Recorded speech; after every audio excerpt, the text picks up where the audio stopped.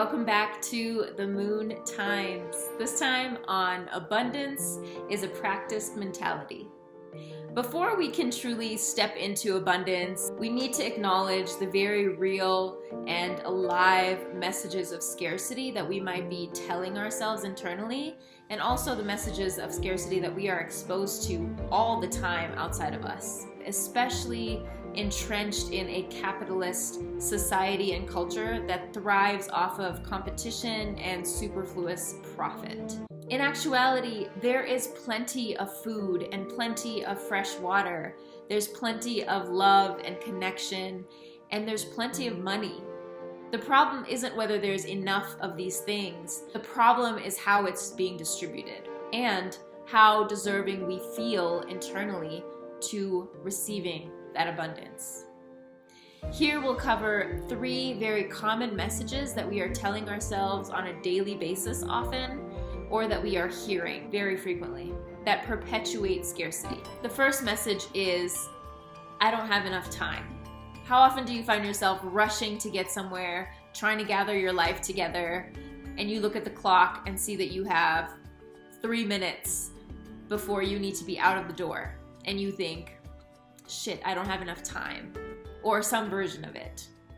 Focusing on lack emphasizes lack. When we say, I don't have enough time, we're invalidating the 3 minutes that we do have. 3 minutes is time. We have time. What would it be like in that moment to look at the clock and see the 3 minutes and take a breath? I have 3 minutes. What would that be like? I know for me, I would be much more grounded. I would be much less stressed out.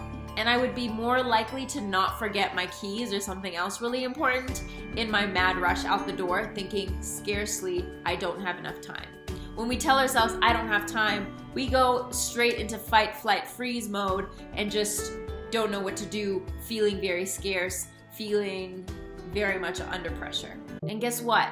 Even by acknowledging that we have time, we can still be on time to wherever we need to go. We're just going to that place with a little bit more groundedness and acknowledgement of our abundance, even within 3 minutes. Number 2, I'm not blank enough.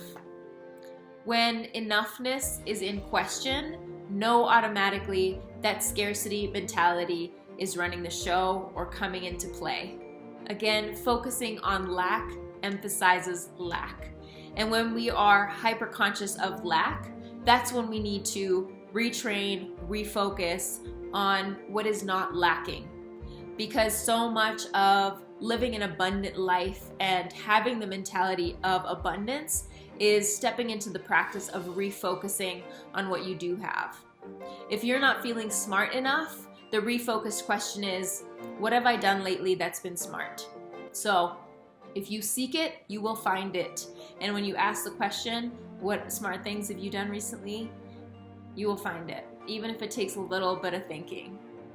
If you're not feeling connected enough, the refocused question is, what and who am I connected to? And it may be people, plants, places, pets, purposes, values. There are things that we are connected to just by being alive, just by being a human. And it's a matter of seeking those connections. If you're not feeling beautiful enough, the question is, what do I find beautiful internally and or externally that I could highlight right now?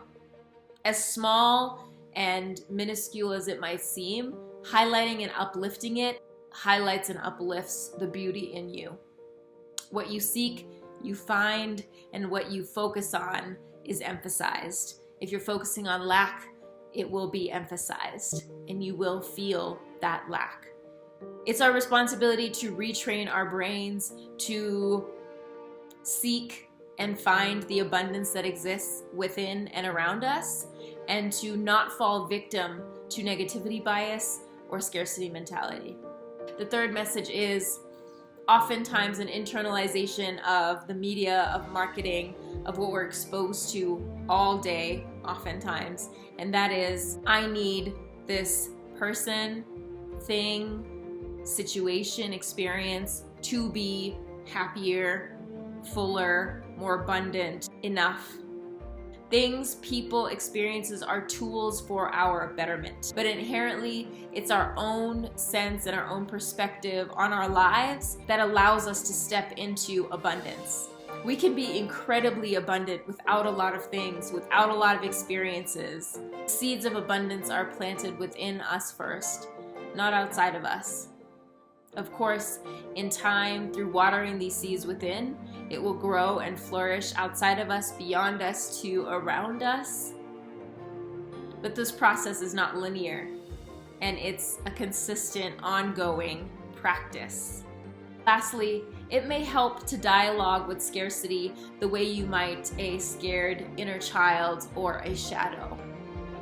Asking it without judgment or ridicule what its fears are, what it feels like, acknowledging it without being totally consumed by it, and acknowledging it and seeing it outside of yourself, treating it like just a part of you, like an inner child or an archetype. We can allow some distance and space between us and scarcity, acknowledging that it's a part of us and that it's an experience we're having, but it's not us in totality.